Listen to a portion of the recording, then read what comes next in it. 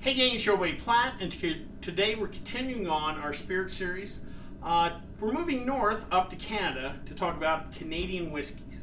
What makes Canadian whiskeys Canadian? Well, first they have to be mashed, distilled, and aged in Canada. They have to be aged in what the term they use is small wood, which is a wood barrel 700 liters or smaller. That's what small wood means. Has to be aged at least 3 years, compared to the term straight here in the U.S., straight whiskeys, which have to be 2 years. And technically, bourbon, if you're not using the straight term, can go in and out of the barrel. Corn whiskey doesn't have to be aged at all. Canadian whiskeys, they all have to be aged at least 3 years. It must be bottled at no less than 80 proof or 40% alcohol by volume. It may contain caramel and other flavorings. And because of that, that would give a distiller a lot of play, however. So the Canadian government puts in the caveat, must possess the aroma, taste, and characteristics of Canadian whiskey.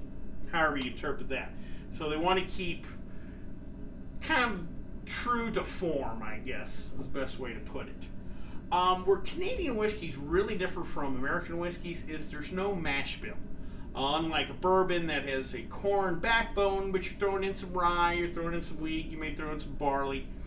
In Canada, they will produce 100% corn whiskey, 100% rye whiskey, 100% wheat whiskey, age those, and then blend them. Canadian whiskeys, a lot of times, are also referred to as blended whiskeys. That's why even an American blended whiskey like a Seagram 7s will sometimes get lumped into the Canadian whiskeys, also because it was produced by Seagrams, who made whiskey in both the U.S. and Canada. Another thing that makes Canadian whiskeys unique is we talked about in a lot of the American whiskeys, rye whiskeys, bourbons, what have you, that they can be distilled no higher than 160 proof. In Canada, they let them go up to 180 proof. And the higher the proof you go, the lighter the whiskey. Canadian whiskeys are kind of known for that characteristic. A little lighter, again with the blending, it's just going to be a little smoother than, let's say, a high rye dominant classic bourbon. The first commercial production of whiskey in Canada came in 1801 by a gentleman named John Molson. Yes, that Molson of Molson Brewing fame. John Molson was also a huge contributor, though, to the distilled spirits industry up there too. A fact that maybe a lot of you don't know. The most popular of the Canadian whiskeys is, of course, Crown Royal. If you don't know the backstory to Crown Royal, it was created in 1939 by the president of Seagrams, a gentleman named Samuel Bronfman. He created it that year. King George VI of England was coming to visit Canada. It was a big deal at the time, and he wanted to create something special to give to the king. Crown Royal became a hit after the visit. The king supposedly really appreciated it, and it, like I said, it was a hit in Canada, but didn't make its way to the U.S. until actually the mid-60s. Now, that wasn't because there was no Canadian whiskey in the U.S. before then. Trust me, there was plenty of it. The U.S. has had actually good history with Canadian whiskeys, especially during Prohibition. If you remember anything about Prohibition, there was no legal alcohol production in the U.S. for a period of about 13 years. But people were still thirsty, and so probably the easiest way was, hey, let's go up to Canada and get some of their whiskey. Probably most known was Al Capone, and his men would cross the Detroit River, across from Detroit, and right across there was the Hiram Walker Distillery.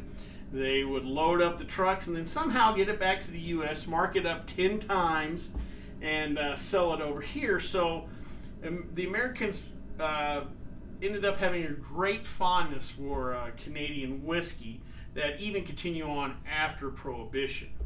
Now, one thing I want to clear up in this video is, especially if you bartend or if you just happen to drink with Canadians, you'll hear them use the term a lot of times, hey, I'll have a rye and Coke, a rye and diet, a rye and ginger, what have you. They're not asking for like a Bullet rye or a George Dickel rye, a classic American rye that's predominantly rye grain. They're asking for one of their blended Canadian whiskeys. At one time, Canadian whiskeys did have more rye than they do today. Rye is a hardier grain that grew better up north. What ended up happening, though, is, as you may know, here in the U.S., corn's the predominant crop. And it's got to the point now where it's so mass-produced and so mass-grown and so cheap. That's why corn syrup's used and corn sugar is used in so many things. Well, that also means it's cheap for the distillers.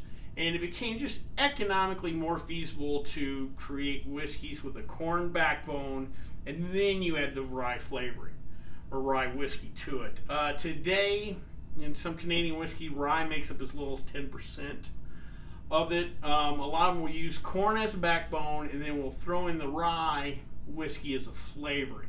And so that's what you're getting. But the Canadians still use the term rye when they're asking for a VO or CC or what have you.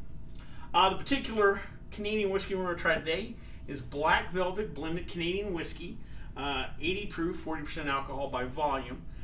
Today the brands kind of look more down on and more like a well brand, a value brand. It's really one of the cheaper ones in the liquor store. But about 40, 50 years ago, this was actually a highly reputable brand, a highly marketed brand that had several celebrities that endorsed and drank it. George Burns was known to drink Black Velvet. If you're of a certain age, you might remember Telly Savalas. He was actually a spokesman for the brand, also known to appreciate Black Velvet every once in a while.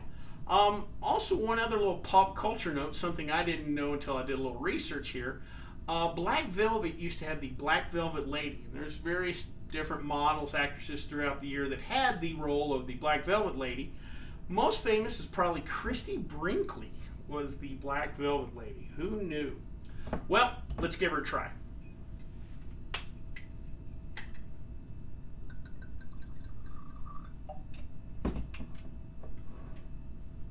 Woo!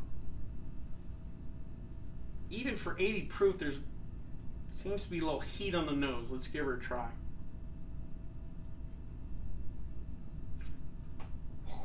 Woo! Ah! Yep, that is that's a warmer. It got a little bit of sweetness to it. I'm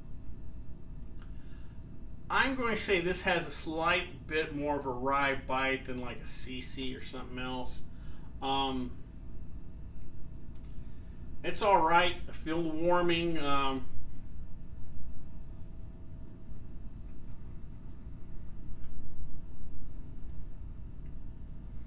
It is a lighter whiskey in a sense, viscosity-wise. Kind of simple. For the price point, it's not bad.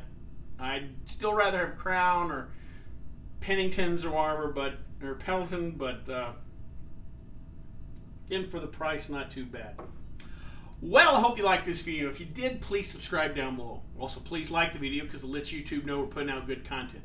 If you have any questions, comments, concerns, please leave them in the comment section, or you can always contact me on the Twitter page. Till next time, bottoms up.